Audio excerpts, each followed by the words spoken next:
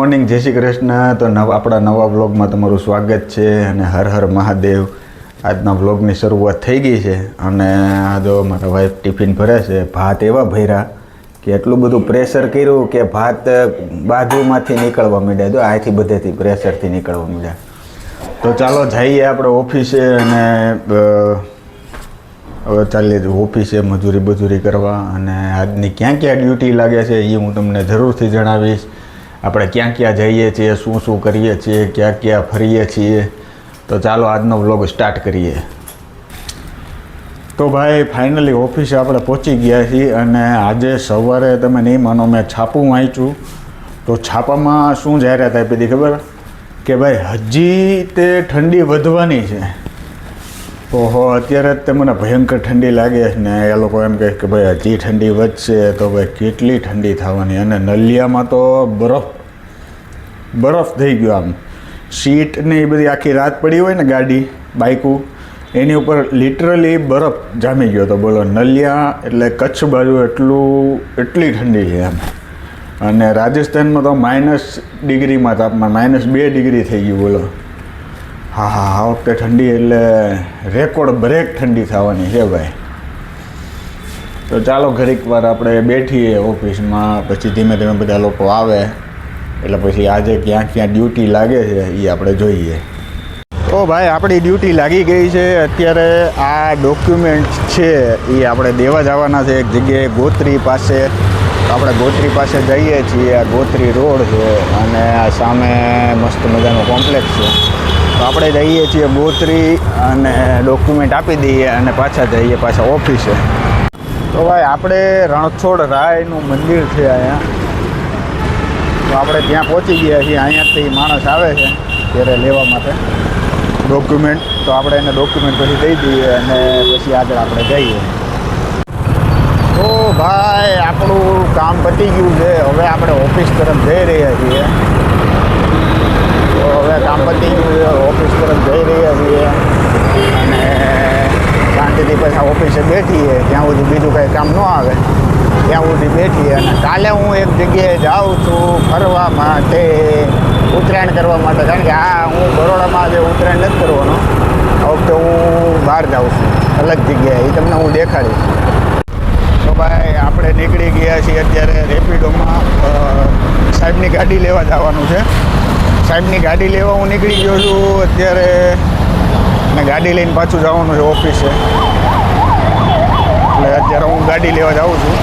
ભાઈ છે આપણે રેપિડોવાળા, એમની હારોહાર જઈએ છીએ અત્યારે સેવાસી ચોકડી. હવે આ ગોત્રી 4 રસ્તા પહોંચ્યા, અહીંથી સેવાસી ચોકડી આપણે જવાનું છે. તો ભાઈ આપણે ફ્લેટ ઉપર પહોંચી ગયા છીએ. આ રીતનો ફ્લેટ છે. હવે અહીંથી આપણે ગાડી લઈને જવાનું છે સાહેબને ત્યાં અને ગાડી પછી પાર્કિંગમાં મૂકી દેવાની છે. હવે આપણે ફોન કરી લઈએ. એમનો રસ્તો મને ફોન આવ્યો હતો કે મને ફોન કરજો કાંક કામ છે. એટલે આપણે એને ફોન કરી લઈએ અને વાત કરી લઈએ ભાઈ શું કામ છે. તો ભાઈ ગાડીની ચાવી આવી ગઈ છે અને ગાડી આપણે અહીંયા જ ઊભી છે. હવે ગાડી અનલોક કરી દઈએ અને આપણે નીકળીએ હવે ઓફિસે. ઓફિસે જઈને ખાલી ગાડી મૂકી જ દેવાની છે.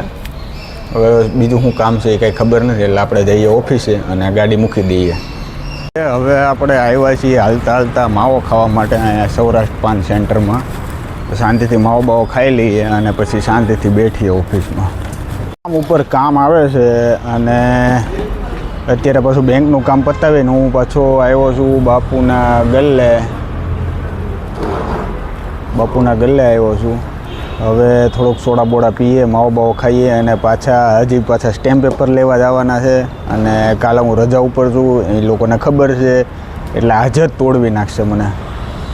એટલે ભાઈ આપણે અત્યારે બાપુના ગલ્લે આવ્યા છીએ. શાંતિથી થોડોક બ્રેક લીધો છે એટલે શાંતિથી સોડા પીએ.